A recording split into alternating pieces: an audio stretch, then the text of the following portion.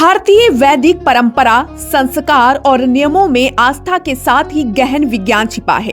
सनातन धर्म से जुड़ी कई ऐसी परंपराएं हैं जिसके आगे आज विज्ञान भी नतमस्तक है। सनातन धर्म में भोजन पकाकर खाना खाना केवल एक कार्य या भूख को शांत करने की विधि नहीं थी, बल्कि भोजन को पकाने और खाने के बीच कई नियमों का पालन भी किया जाता था। इन्हीं नियमों में एक था अग्नि में भोजन डालना।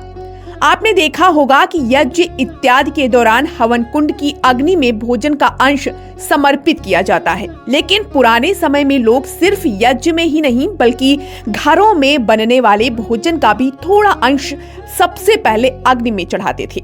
आज भी कई लोग इस नियम का पालन करते हैं। अग्नि में भोजन अर्पित करना केवल आस्था से ही नहीं जुड़ा था, बल्कि इसके पीछे गहरा विज्ञान भी छिपा था। भले ही हमारे पूर्वजों के पास डिग्रियां नहीं थी, लेकिन अपने समय में उन्होंने विशेष नियम बनाकर रोगों से लड़ने की विधि निकाली थी।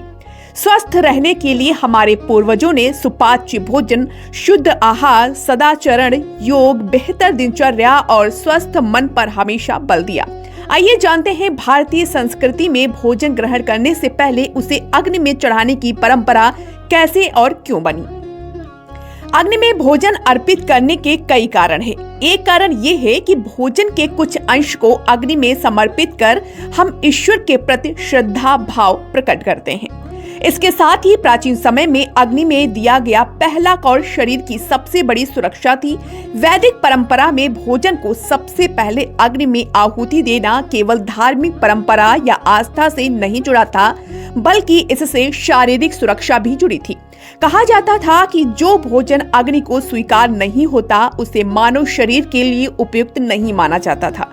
अग्नि में भोजन डालते समय उसके रंग, गंध, धुआं और जलने की प्रतिक्रिया पर नजर रखी जाती थी।